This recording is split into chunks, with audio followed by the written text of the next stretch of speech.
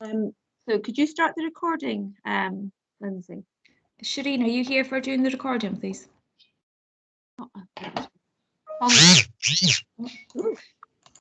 Excellent. Thank you very much for starting the recording. Okay, welcome to those in attendance at this remote meeting of the Planning Development Management Committee on Thursday, the 18th of March 2020. Please note that the meeting will be recorded and published online for public access after the meeting. Can all members switch on their cameras? I appreciate that some of you may have difficulties in this, so keeping them on, please just indicate in the chat for the clerk. But if you could mute your microphones unless speaking. Officers should have their cameras and microphones switched off unless they're invited to speak. I will now ask the clerk to undertake a roll call of members participating today and for all members to confirm their attendance once their name has been announced so that it's clear for the recording of the meeting. Ms. McBain. Thank you, Convener. If you can just indicate that you're present for the recording. So, Convener. Here. Vice Convener. Okay, I'll come back. Councillor Allen. Here. Councillor Cook. Here. Councillor Copeland. Here. Councillor Alec Nichol. Present. Thank you. Councillor Gregg. Here.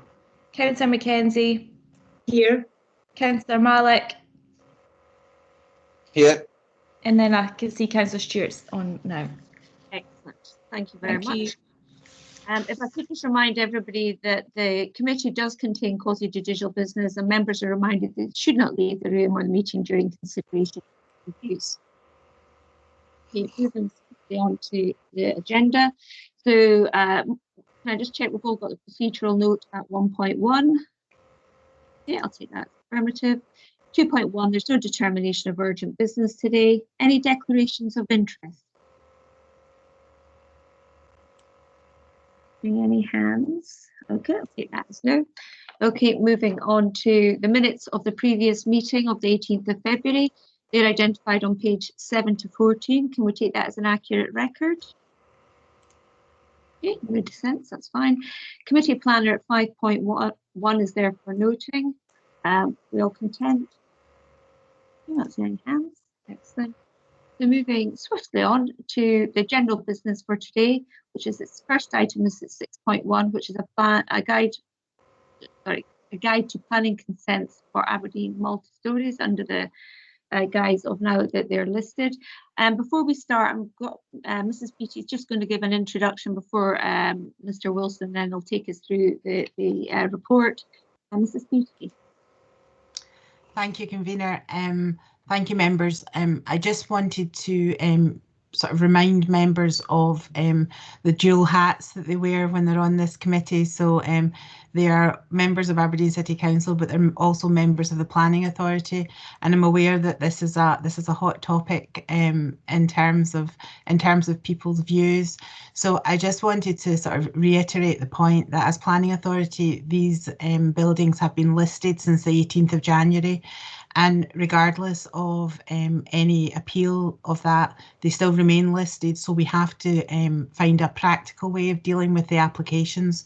So whilst I'm aware there are a number of views on the merits of that listing, the approach that we've taken is to try and make sure that we are making things as clear and as helpful as possible for the residents of those buildings, and also Aberdeen City Council as the landowner of some of those buildings. So I appreciate the difficulties that this listing has had on some officers, but it's just to make sure that we're dealing with this as our Planning Authority hat rather than our Aberdeen City Council hat. So I will let Mr. Wilson run through the report, but thank you for your time this morning. Thank you very much, Mrs. Beattie. Just before we start, Councillor Cook, I recall that at the earlier meeting when we discussed the Maltese, obviously you said that you didn't want to take part in any applications, but I'm assuming you're quite comfortable with this element. Yeah, actually, thanks for bringing me in there, Convener. I was about to raise my hand. Yeah, I've previously expressed a view on the merits of the listing. On the way I've read this, I am happy to. I don't think I need to declare an interest unless officers advise me otherwise. No, No. Councillor Cook, I'm quite happy. I'm quite happy that you're able to do this as part of your role on planning committee. Thanks. Okay, thanks very much. And with that said, I'll hand over to Mr. Wilson. Oh, thank you. I'll share my screen. Okay, thank you, convener. I'm going to give a brief bit of context for the proposed draft guidance, an overview of the multi-storey blocks that have been listed, the proposed guidance, and the proposed public consultation. So a listed building is defined by Planning Listed Building Conservation Areas Scotland Act 1997 as being a building which is included in a list compiled or approved by Historic Environment Scotland. The primary purpose of listing under the 1997 Act is to ensure that change to listed buildings is given careful consideration through the planning system. The intention is to maintain the character of Scotland's historic buildings and to prevent unnecessary loss or damage. Whilst Historic Environment Scotland is responsible for designating listed buildings, the Planning Authority is responsible for determining what is covered by the listing and what works require listed building consent. So 8 multi-storey blocks of flats in Aberdeen were designated as Category A listed buildings by Historic Environment Scotland on the 18th of January 2021.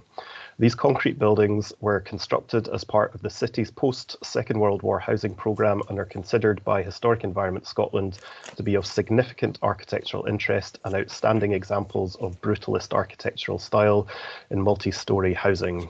So the 8 blocks are just Hutchison Court, Gregg Court, Porthill Court, Seamount Court, which also includes the shop units and the multi-storey car park on West North Street, Virginia Court, Marshall Court, Shilcomston Land, and Thistle Court. So, although members of the Planning and Development Management Committee will no doubt be aware of the ongoing process approved by City Growth and Resources Committee in relation to the potential appeal of designation, officers consider this guidance important, particularly given the absence of any national guidance on this topic. It will ensure appropriate local planning guidance is available for these buildings at the earliest possible stage so as to manage queries from residents and apply a consistent approach to decision making. The draft local guidance, Appendix 1, attempts to answer a number of expected common questions that homeowners and other stakeholders may have regarding the need for listed building consent and/or planning permission for works to these multi-storey buildings.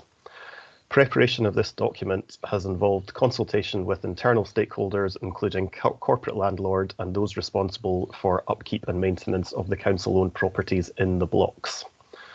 A traffic light system has been used to show how proposed works to these listed buildings will be categorised by the Planning Authority, so green, amber, red. This easy-to-use format will be useful for homeowners, planning officers and other stakeholders and will ensure a consistent approach to decision-making across the affected blocks. So, green works are works which we would consider are acceptable, would not affect the character of the building and would not require consent.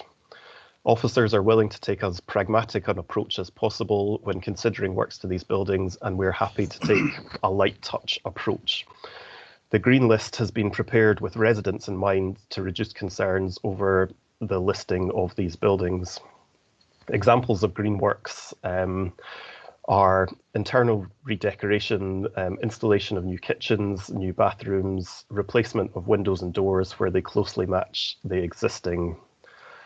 For amber works, we would suggest consultation with the planning authority to find out if consent is required. So, for example, windows, external doors, replacement where these will not use the same materials as the existing ones or do not have the same method of opening.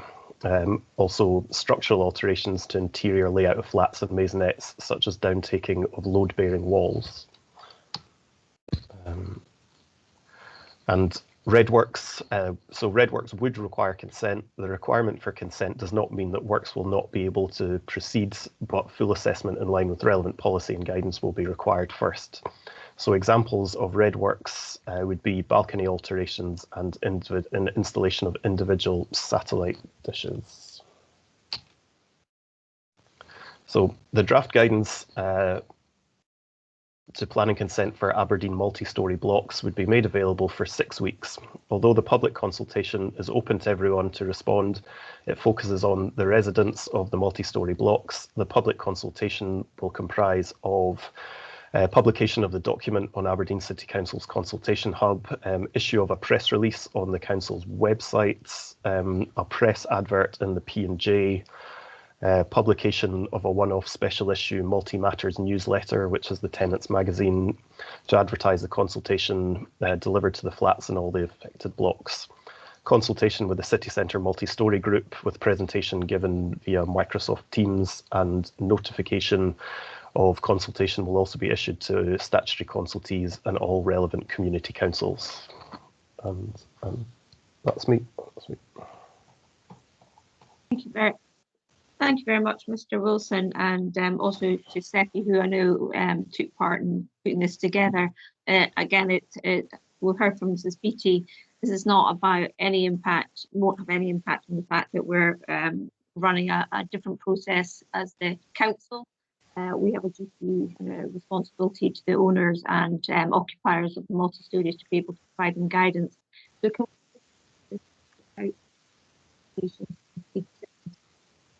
2.1 and 2.2, which is the content of the Councillor Bolting, your sound is a bit off. Is it? I'll maybe come a bit. Is that, if I come closer, it just means you've got a closer face.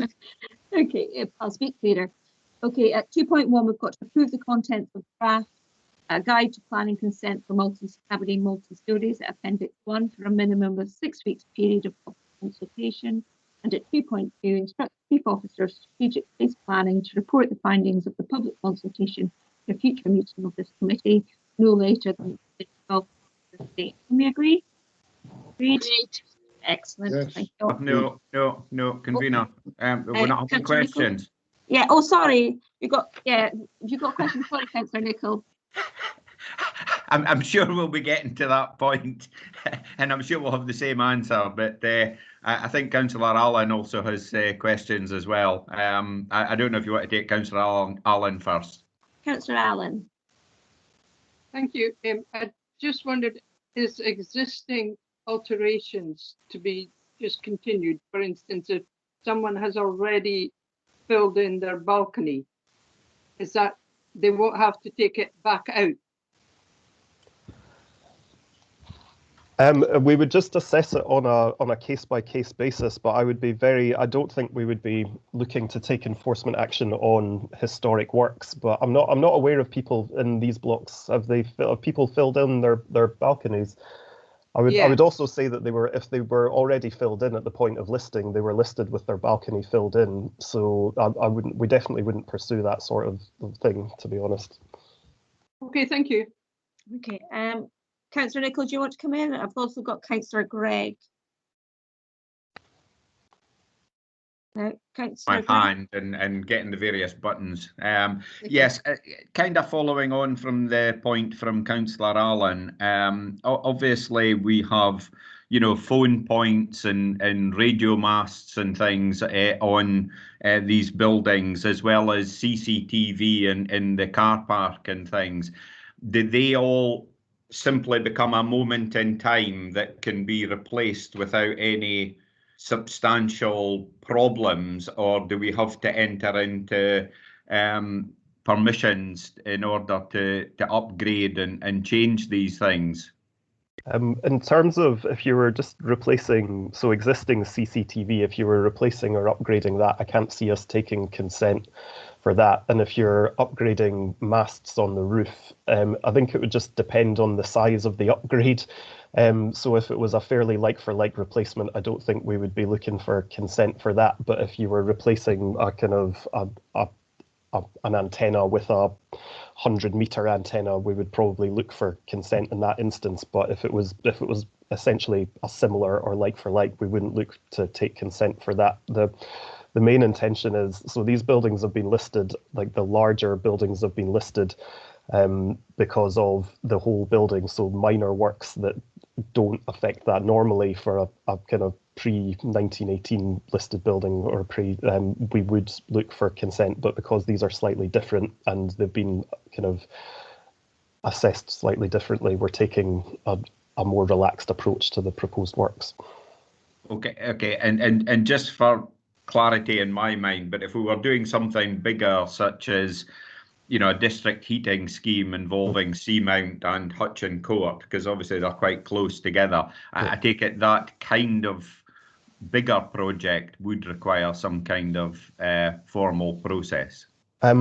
Possibly not. I would probably class that as amber works, so just asking for just to be consulted on what was involved, because if you're just taking pipes into the building, then we wouldn't necessarily look for listed building consent if it was the majority of it was internal works, but we would probably just look for kind of clarity of what the proposed works before we said yes or no to consent. But if it's all internal, I think that we could just agree a detail and not formally take consent if we were just informed of what was the works that were being carried out. Okay, thank you very much, Mr. Wilson. That's most helpful. Thank you. Thank you. I've got Councillor Gregg and then Councillor Cook. Yeah, thank you. Could I ask about the public consultation? I think that for a lot of residents, they would be concerned about the potential costs involved in doing repairs or refurbishment work in order to comply with the listing provisions. Certainly, I would be that would be a key interest of mine. So could I ask if that element will be in the consultation? Will residents have the chance, or the public have the chance, to comment on the economic impacts on households of complying? And I mean, I would assume that there's also some work required to determine whether work is amber works or green works or red works, which could also, I assume, attract a cost. So, any information on that, please? Yeah. So, in terms of members of the public, they are more than welcome to. So, there will be the consultation on the consultation hub, so people will be able to express their concerns about any perceived additional cost through that mechanism. And also I'll be making myself available to the multi-story group for a Teams meeting or similar, and at which point they would be able to kind of discuss the possible kind of cost implications. But what I would say, in like the intention of this guidance, is to kind of essentially minimize any sort of kind of cost or just the hassle of putting in a listed building consent application. So the approach that we're taking to windows, for example, that if you have a plastic window in your multi-story flat and you want to replace it with another plastic window, that would not be an issue in this listed building, which is kind of a very different approach from our other listed buildings, but they are very different from the other listed buildings in the city. So as that kind of approach would mean that you wouldn't have an increase in cost because you're not having to put in a special type of window. You're only putting in a window that is matching the existing. Okay, thank you. I think the consultation will be really useful to get all of that information. Thank you. Thank you, Councillor Gregg. Councillor Cook. Thanks, convener. Yeah, I've just got a brief question on the amber list in relation to CCTV cameras, and it says they're external. Does that mean external to the building, or does it mean external to a flat, i.e. internal to the building but in one of the corridors? No, it's external to the building, so just the outside ones. So if there's CCTV cameras and that sort of thing in the hallway, then we wouldn't be concerned about that. It's more just kind of larger CCTV cameras on the outside of the building that we would have a discussion about. Thanks. Thank you. Okay, thanks, Councillor Cook. Councillor Copeland. Yeah, thanks, convener. I noticed that the consultation is due to report back to this committee within 12 months. Now, could you just clarify, how long is the appeal process? Is there a time frame on the appeal process if a council wishes to appeal based on comments that we receive? Perhaps maybe Councillor Beattie, Mrs. Beattie might want to answer that. I was going to say that was a quick promotion. So that so as with everything, when it goes to the DPA, there's not a definitive timeline. What they say is that they try and hear appeals within 6 to 9 months. So whether or not this one is obviously very unusual, and it's not something that the DPA would have dealt with before. So my personal view is that it might take longer than the 6 to 9 months, but that is certainly the timescale that they always advise in terms of how quickly they deal with appeals. Can I come back on that one? So this consultation period is due to not be reported back to us for a year. So if a decision is made that we want to go for appeal, how quickly would this come back to this committee before we decided to do anything? So those two processes are separate, as I sort of outlined at the start, Councillor Copeland, and one process is for the council as landowner to run, and this process that we're dealing with today is for the council as planning authority.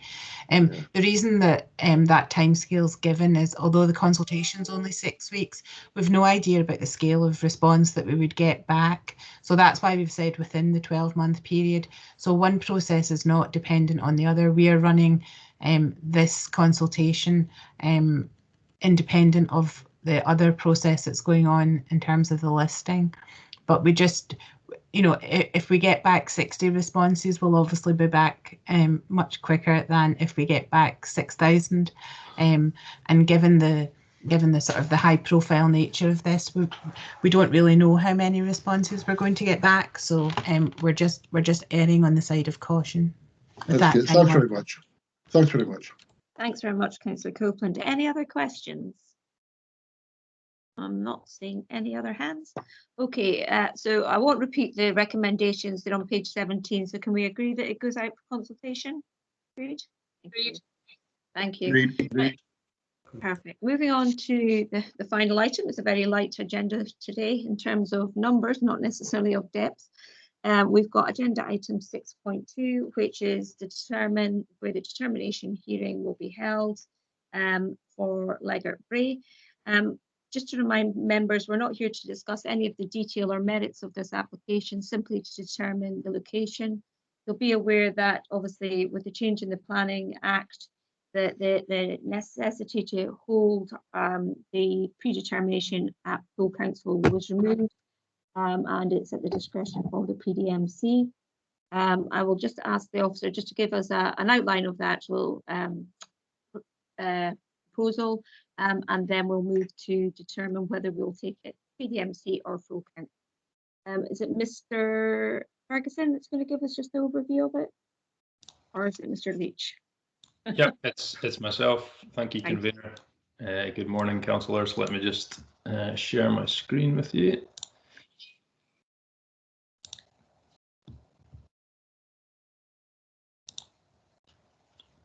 Can everyone see that okay?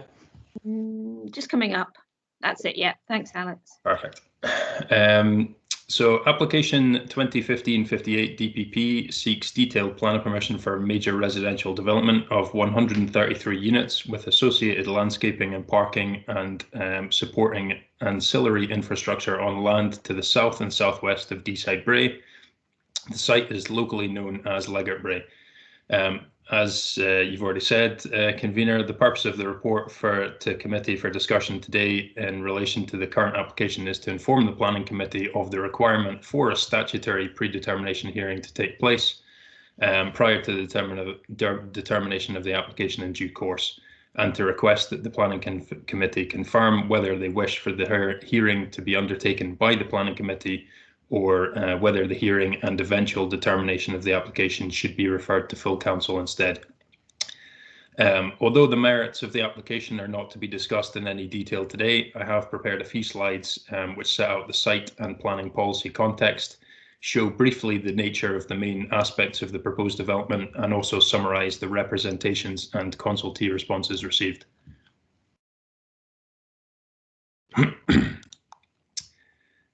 In terms of the site's location within the wider context of Aberdeen, it lies to the west of Kincorth and the A92, and to the south of Garthdee and the River Dee. The majority of the site lies to the south and southwest of the Deeside Bray residential development, which itself lies to the south of Leggart Terrace and South Deeside Road. The site incorporates the Den of Leggart and also includes a narrow winding strip of land that adjoins Leggart Terrace to the north.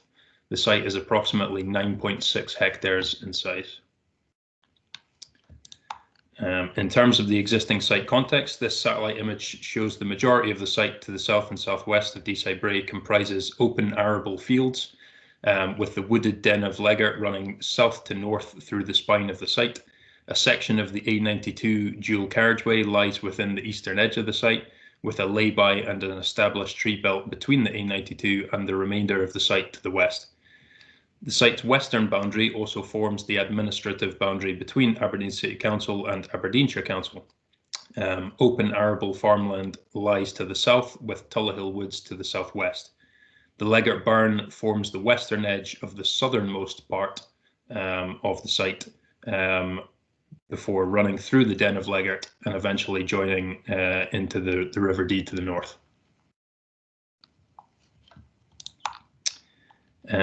The next couple of slides show a few existing site photos for context. The top left and centre left photos show the site when viewed from the Causey Mount Road in Aberdeenshire to the west.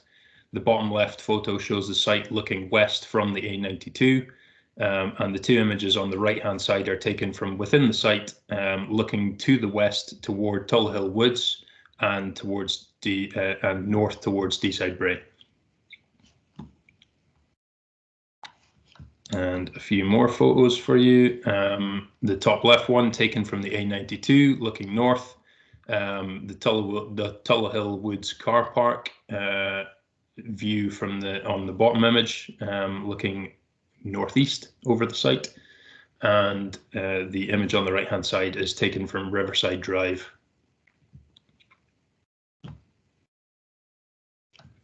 In terms of the adopted Aberdeen Local Development Plan zoning, the majority of the site is zoned as greenbelt land, with residential areas to the north and east and Aberdeenshire Council to the west.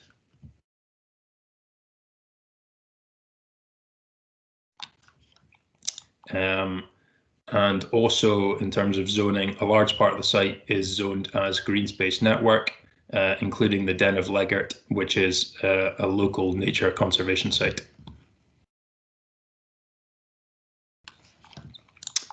In terms of the proposed Aberdeen Local Development Plan, the majority of the site has been rezoned as residential land and as an opportunity site, OP46, for 150 homes.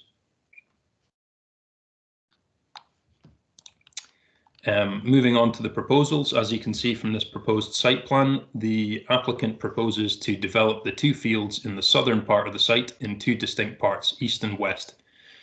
The eastern part of the site would contain 100 units, all to be accessed via a new signalised junction on the A92.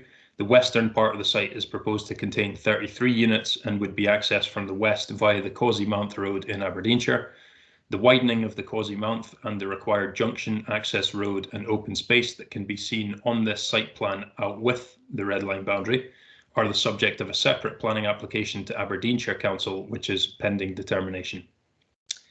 A foot and cycle path is proposed to link the eastern and western parts of the site, with further foot and cycle path links to be provided into the Deeside Bray development to the north, and joining up with Leggart Terrace to the north as well via a path across the northern edge of the Den of Leggart.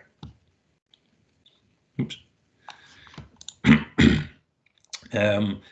This image just shows in a bit more detail the main area of the site to be developed. There would be a mix of house types and sizes across the site, including detached, semi-detached, terraced and flatted units, including 2 blocks of flats in the western part of the site.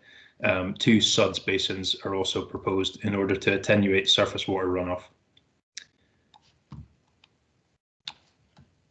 This slide shows the northern part of the site in more detail, with a foot and cycle path proposed to provide a link to the housing from Leggart Terrace via the Den of Leggart and Aberdeenshire to the west.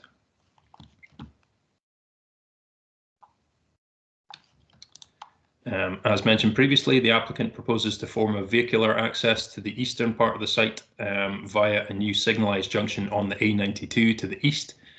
The junction would also provide pedestrian crossings to allow access to Kingcorth and vice versa. This slide shows some of the applicant's indicative visuals for the different house types proposed.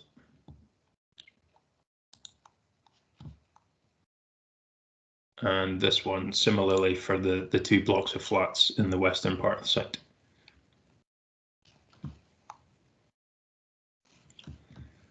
The next few slides show a few different long distance views of the site, both as existing and for comparison as proposed. This slide shows the existing and indicative proposed views looking northeast across the site from the entrance to the Tullahill Woods car park.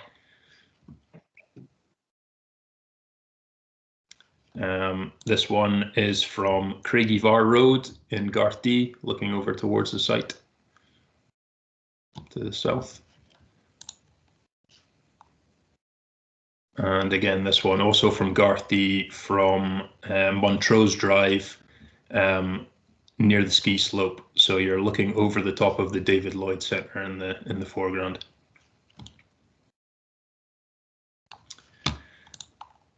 So as a bit of background to the application, as the proposals constitute a major development, the applicant undertook a statutory pre-application consultation in August 2020 via the display of information on a dedicated website and carrying out of an online public consultation event. The applicant's project team presented the proposals to the Planning Committee's pre-application forum also in August last year, and a pre-application consultation report has been submitted as part of the application. In terms of the planning policy context, the majority of the site is zoned in the adopted Aberdeen Local Development Plan as Greenbelt land. Greenbelt policy NE2 states a presumption against all new development in the Greenbelt unless the proposals are related to the provision of essential infrastructure or are small scale and generally associated to existing activities such as house extensions or one-for-one replacement dwellings. There is no provision in Greenbelt policy for new residential development. A large part of the site is also zoned in the adopted plan as green space network with policy NE1 applicable. Policy NE1 states a presumption against development that would erode or destroy the character and function of the green space network.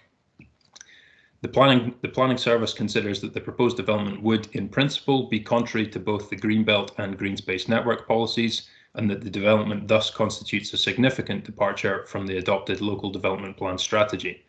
However, the site has been rezoned as residential land and allocated as an opportunity site for 150 homes in the proposed Aberdeen Local Development Plan 2020. Although the proposed plan represents the settled view of the council, however, following the full council meeting in March 2020, it is yet to undergo examination by the Scottish Government and is yet to be adopted.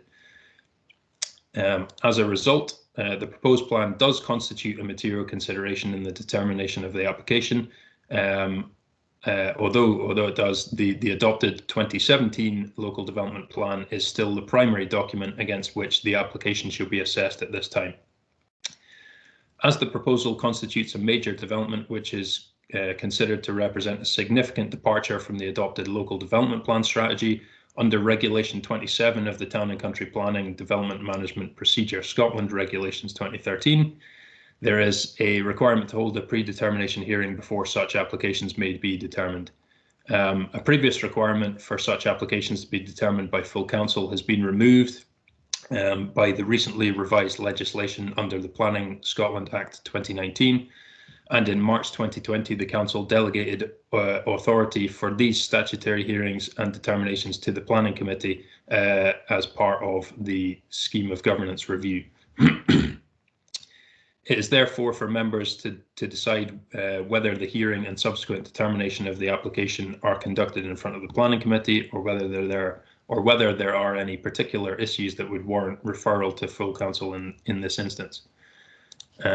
In terms of representations submitted by third parties, a total of 121 representations were received, all of which either objected to or noted concerns about the proposed development. A number of issues and concerns were raised, all of which are detailed in the committee report, but the main issues are briefly highlighted on this and the following slide.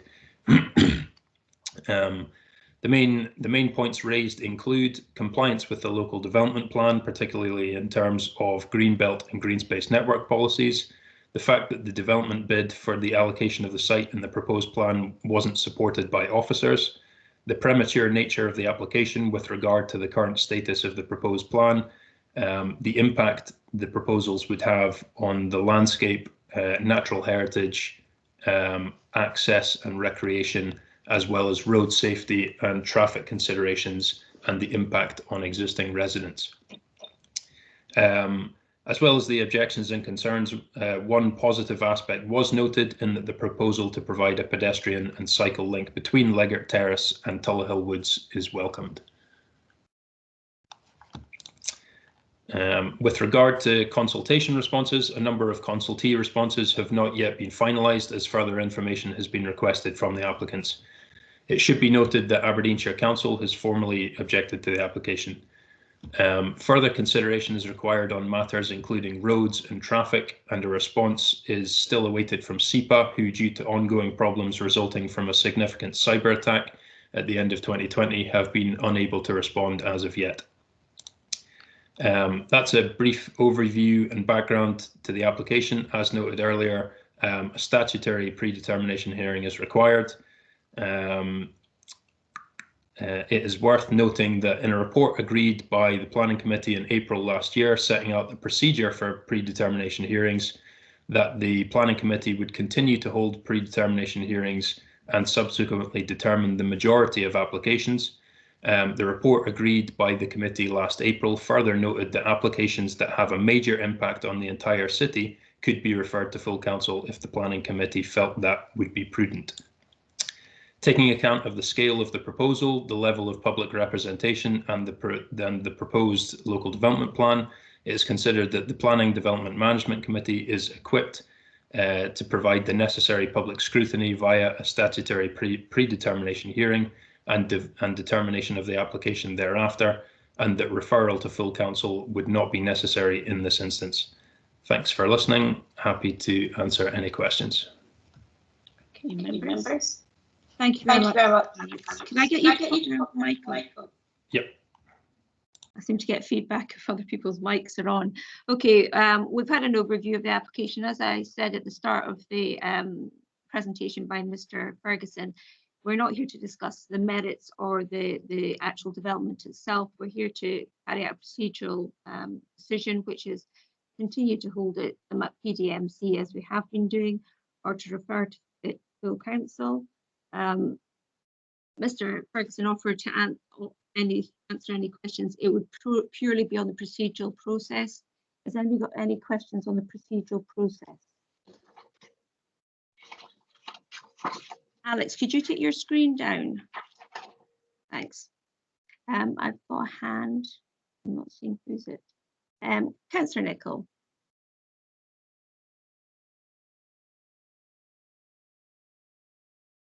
I'm not hearing you, Councillor Nicholl. Sorry about that. Sorry, they seem to click on and off sometimes. Thank you very much, Mr. Ferguson, for that, and thank you very much, convener, for taking me in. I found that very helpful, but I think there's something of a dichotomy going on here, where we have the potential for a predetermination hearing because of the existing local development plan versus the proposed local development plan. And,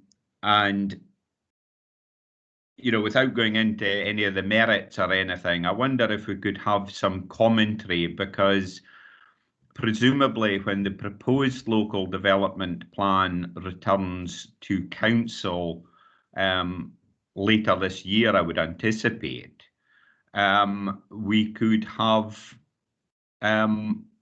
two differing decisions that don't really sit comfortably with each other.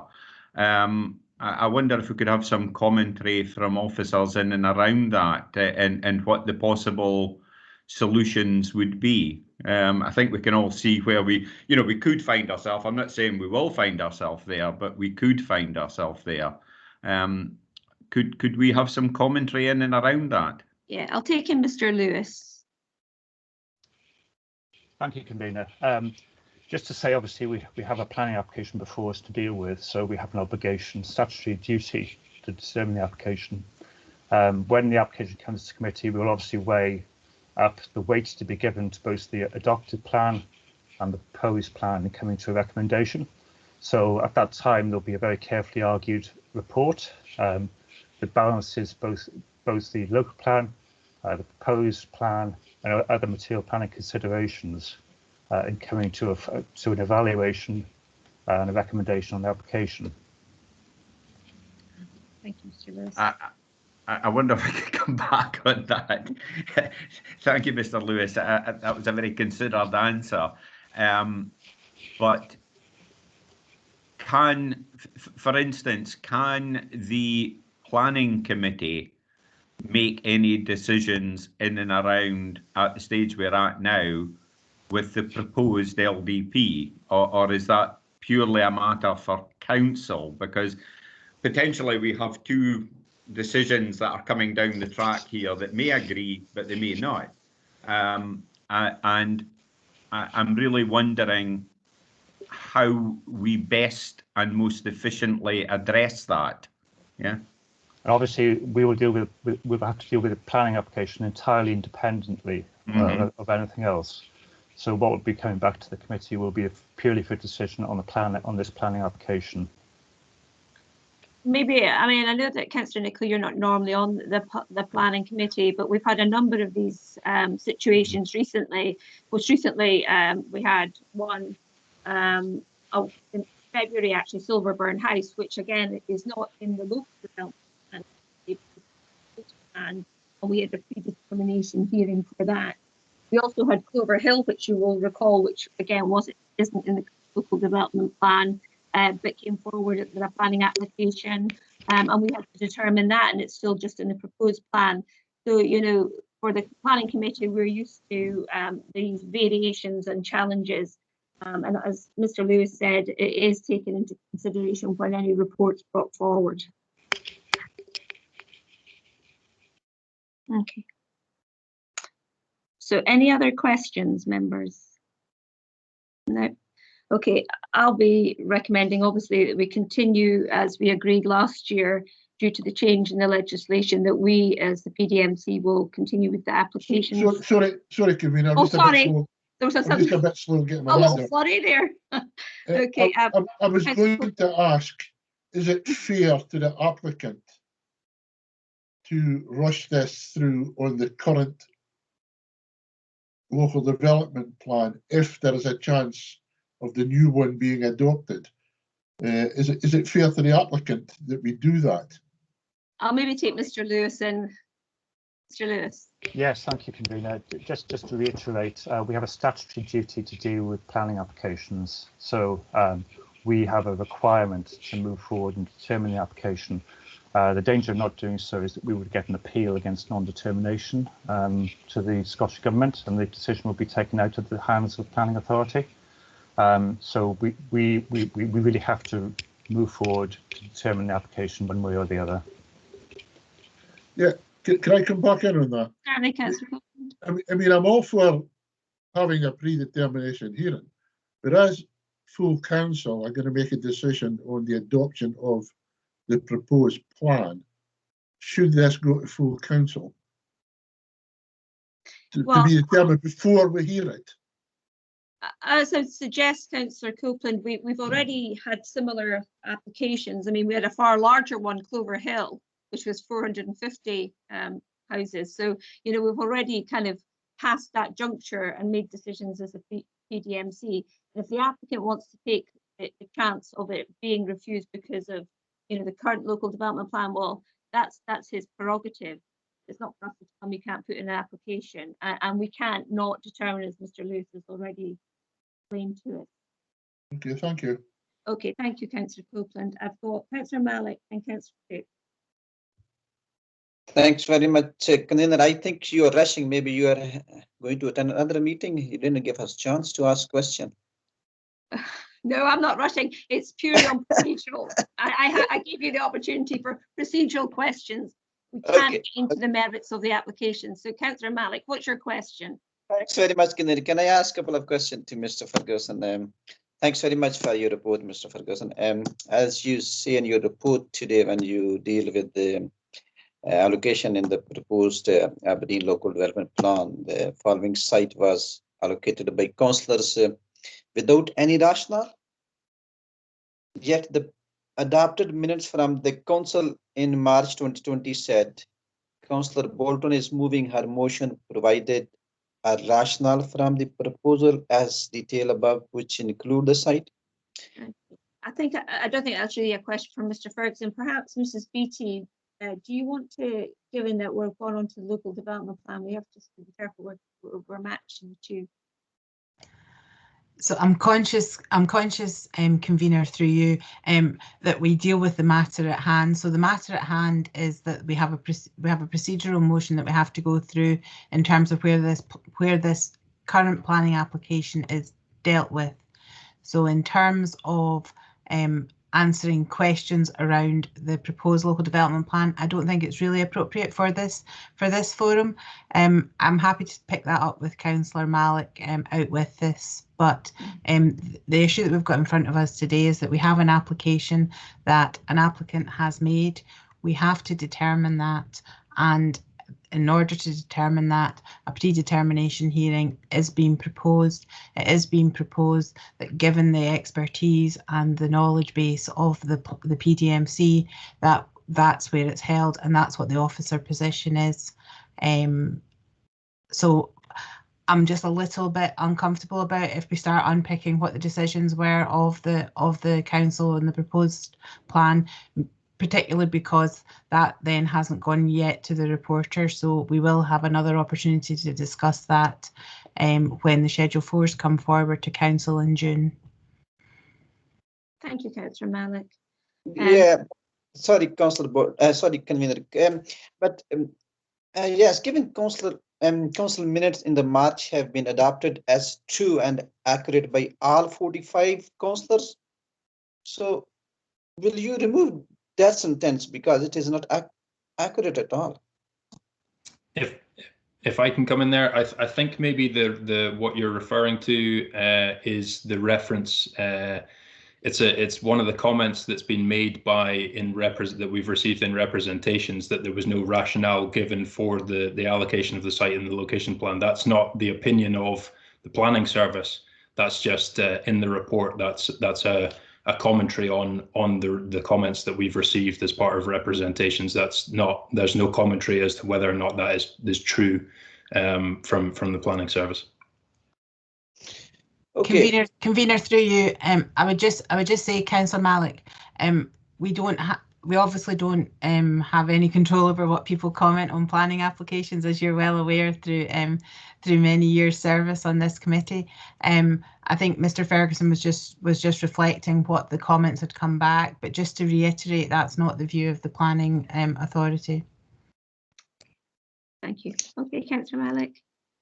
Thanks very much, Convener. If I can ask maybe one or two more questions, and then again, in Aberdeen City Council, you said have chosen to ignore their own policies on greenbelt, natural heritage, and landscape in allocation. Sorry, Councillor Malik. Unfortunately, we can't discuss the actual details that are put into this report. We'll be able to question that at the predetermining hearing.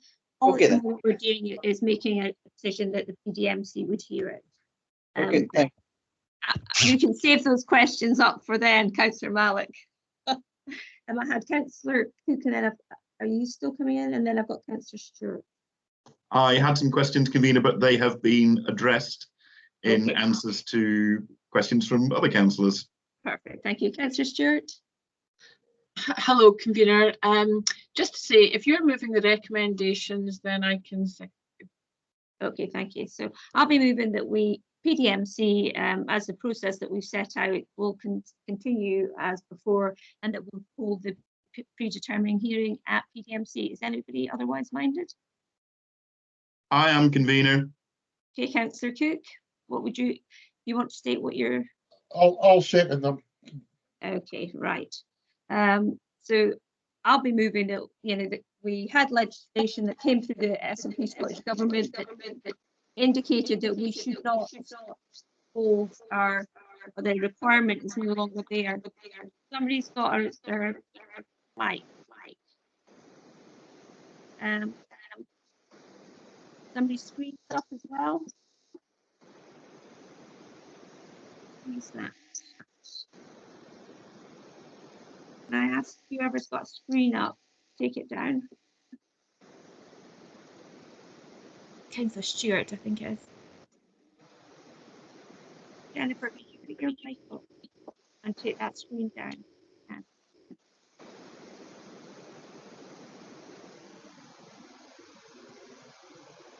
I'm just waiting for that. Is that it? No, there's still a blue screen. Don't know what's happened. I can see you, convener. I can't see anything else at all. Okay, I see your mic. Can you put your mic off just now anyway, because I'm getting a bit of feedback, and then I'll put you in. I can't. I will if I can, but everything's disappeared off my screen. Right. Councillor Stewart, if you click on the X button just to the right of the to the left of the leave, yeah, if you click on that, there you go. So you didn't know you could even share there, did you, Councillor Stewart? Okay, thank you. Yeah, I'll be moving. There was a change in legislation with the new planning act that came from the Scottish Government, that there was no longer a requirement for the predetermined hearings to be held at full council, and that the best place obviously that they were held would be at the planning management committees. We're used to dealing with them. We've already dealt with several applications of this nature recently since that determination last year. We had an application, a predetermined hearing on Monday, which had even more objections, but the planning committee actually managed to hear it quite comfortably. And so, I will stick to what we've agreed in the past. I don't see any reason why that this should be any different. I'm sure people at some of the other applications may well have see this as treating them differently, and I think we've got to be seen to be consistent in our approach. So I'll just be moving that. Councillor Stewart. Thank you, convener. I'm happy just to endorse what you've said and second you. Thank you. Thank you. Councillor Cook. Thanks, convener. Yeah, totally understand that we've done other applications at PDMC rather than referring to full council, and ordinarily I would be comfortable to do that. However, in this case and for this particular site, I actually think it needs to go to full council in the interests of maintaining public confidence in the planning system. And the reason I say that is that if we look at the 2017 LDP, this one clearly is completely contrary to that.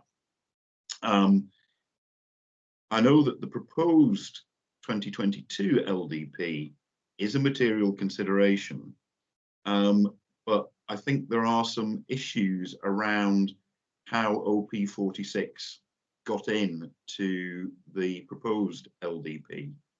I would just caution you, Councillor Cook, that if you're making allegations, I hope you can substantiate them, because that is a very serious allegation you're making there. Sorry, Kimmy, I don't think I was making an allegation. All I'm saying, what I was going to say was, I don't think at full council we gave sufficient time to putting OP46 into the proposed LDP. That's the only thing I'm saying. No other allegation at all. And the reason I say that is that the papers, OP46 went in at the March 2020 full council meeting, and it went in as an amendment. Now, as did other sites, Councillor Cook. Sorry? As did other sites. Yeah. But the paperwork for the proposed LDP up to the morning of that council meeting, the officer's assessment of the suitability of this site was that it was undesirable. Along with other sites in the LDP. Could we just try and focus on this hearing, Councillor Cook? Yes, convener. Grandstanding on this. Come on. Well, convener, if you'd allow me just to finish, I'll be perfectly happy to focus on what's before us. As I say, previously, officers' view of this site was it was undesirable because of its impact on the natural environment of the landscape. It was undesirable because it wasn't related to any other settlement. It was undesirable because it was poorly connected to public transport, and it had a high risk of flooding. Now, I'm not commenting on the merits of this application. I'm just saying that that was the view of the planning team prior to the council meeting. And I actually don't think that we as a full council gave sufficient time to examining whether OP46 should go in or not.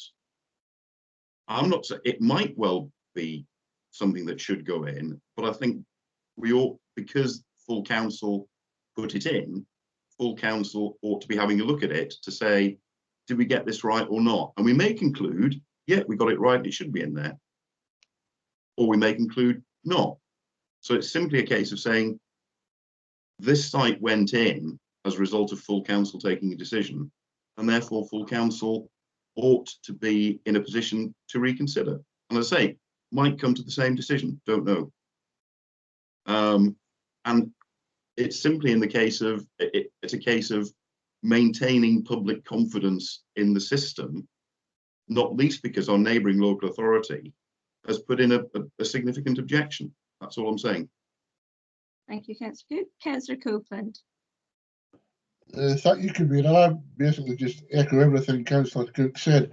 I think you made a very cogent point when you said council put it in, and council should have another look at, have a chance to have another look at it for a predetermination.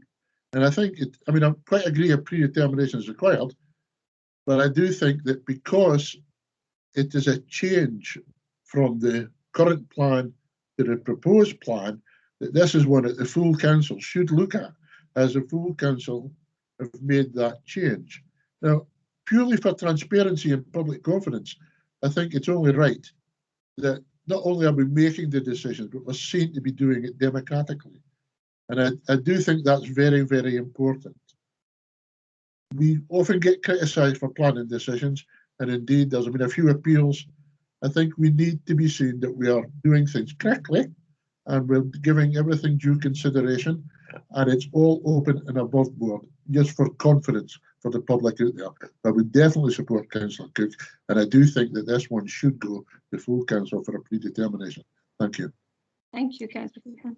Does anybody else want to join any debate?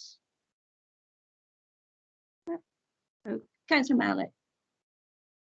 Thanks very much, convener. Just take one question to yourself. You heard from Councillor Cook.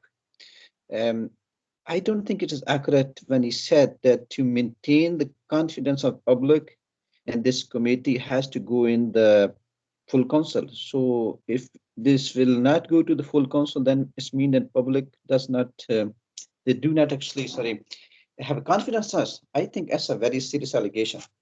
Yeah, I agree, Councillor Malik. Thank you for your question, and I'll address it in my summing up. Councillor Stewart. Well, Councillor Stewart, you seconded me, so I can't really bring you back in. I wouldn't like to be seen as yeah, I get that, convener, but I'm concerned this is becoming a bit political. We're not usually like this. Okay. This planning committee is not political, and I think there is political undertones here. I appreciate that, Councillor Stewart. Thank you. I'm supporting you. Thank you. Any other contribution? No. Okay, Councillor Cook, do you want to sum up? I'm trying to flag you, but sorry, for some reason, it's not coming on. I'm having awful problems today. I apologise. That's okay. I think we're dividing on a very narrow point. I think I did ask the officers about the possible dichotomy that we face here, and I think it is important that we deal with these matters sometimes as the clear settled will of the council, and that is my thinking behind why I would want to support Councillor Cook. This is, contrary to what may have been suggested. I think that's a sensible and appropriate option. It's a very unusual set of circumstances, and I think that would actually be the best solution to that set of circumstances. And that would be my view on this matter. Keep it nice and short, hopefully. Thank you. Thank you, Councillor Nicholl. Councillor Allen. Yes, thank you, convener. I'm getting totally confused now. My knowledge, and it's long, I've been around the planning for some years now, is that we're trying to determine whether we have a hearing with the committee or with the council. Now, we are not determining the allocation of that site. The allocation of that site is a council business, but the actual hearing of an application is planning committee business. And unless there is a reason to be actually debating the changing of the site, there is absolutely no reason that this should go to the full council. Okay, thank you very much, Councillor Allen. I think that's the last hand. So if I could bring back Councillor Cook for summing up, please. Thank you. Thank you, convener. Not a huge amount, so although I'm sorry that folk think there's some political undertone here, and I'm sorry that folk think I'm undermining the committee by saying we shouldn't look at it. If I may explain what's driving me here and why I'm concerned about public confidence. It was when I looked at the officer's previous report that said high risk of flooding. And when I see the words high risk of flooding, the antennae start to twitch because of the situation in Craigie Butler Counterswells. Because what we have there is a situation where a lot of the local residents say, because of planning decisions taken by the council, we've now got flooding. So and that's what's driving me. I just get really worried about taking decisions that potentially have flooding implications, and we're not seen to have kind of left no stone unturned. So that's where I'm coming from. So I'm sorry if folk are thinking I'm coming from somewhere else. That's basically it, really. I think most stuff has been said. Yeah, thank you, Councillor Cook. When we decided to hold the predetermined hearings by the PDMC, I think Councillor Allen was spot on. It's because we have the expertise, we're dealing with applications on a regular basis, we know the policies, we apply the policies, and we don't get drawn into anything external. And we have always, as Councillor Stewart, held ourselves above any sort of political game today. And that sometimes that can happen when we're talking about allocation through the local development plan. Now, to keep things in perspective, I mean, we most recently had an application for a predetermining on Monday, which had over 150 people objected to, which is either in the current plan or the proposed plan. Now, we recognise, and I recognise, even though it was in my ward, that my committee was more capable of handling that, and that there wasn't a need for it to go to full council. I also, before that, we had Silver Burn House. Now, again, that was taken into the plan at the 12th hour. Many, in fact, all the sites that weren't previously allocated have been registered as undesirable by our planners because they have to defend the sites as we move forward. So, the allocation is not what we're discussing today. It's about whether we hear the details of the planning application. And part of the application determination will be based around whether it's in or out of whatever plans. That will be part of the recommendation, as will flooding. Flooding has always been a major consideration of our officers. And I think Councillor Cook is usually one of the ones that asks an awful lot of questions around it, and we will depend on him to ask all those questions because he's very clearly that element. But what I would suggest is that the amendment has been not so much about this application, but more about well, I won't suggest what it's about. I'll leave that for others to consider what they believe it's about. Because I mean, we had another application that came before us in Multimber South. And by us, it was deemed as undesirable. It was put in by the reporter. We've had two recent applications, 40, a really sensitive site. A unanimous decision by this committee not to approve these two applications, overturned by the Scottish Government's reporter. So, there is a crisis, I think, in public confidence, but it's not with this council or the PDMC. The local development plan will have its day, or proposed plan will have its day in June. We will be able to argue and discuss these details then. But today we're discussing whether the PDMC is competent and capable enough of having a predetermining hearing for 133 houses. And I think we will ask all the relevant questions at it, as we've always done. We will leave no stone unturned. So, I will continue to propose that my committee is more than adequate and competent to deal with any predetermining hearing. Can we go to the vote, Ms. McKay? Thank you, Convener. The committee has before it a motion in the name of the convener and an amendment in the name of Councillor Cook. So just to clarify, the motion is that the hearing would be held by PDMC, and the amendment would be that the hearing would be held at full council. So can members please vote motion or amendment? Convener? Motion. Vice Convener? Motion. Councillor Allen? Motion. Councillor Cook? Amendment. Councillor Copeland? Amendment. Councillor Nicholl? Amendment. Councillor Gregg? Amendment. Councillor Mackenzie? Motion. Councillor Malik? Motion. Okay, the motion wins 5 votes to 4, so therefore the hearing and subsequent determination will be at PDMC. Thank you. Thank you very much, Ms. McBain.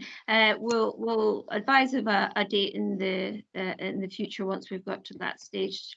The next meeting of the PDMC will be on Thursday, the 22nd of April at 10 AM. Currently, it'll be a remote meeting. So, Councillor Nicholl.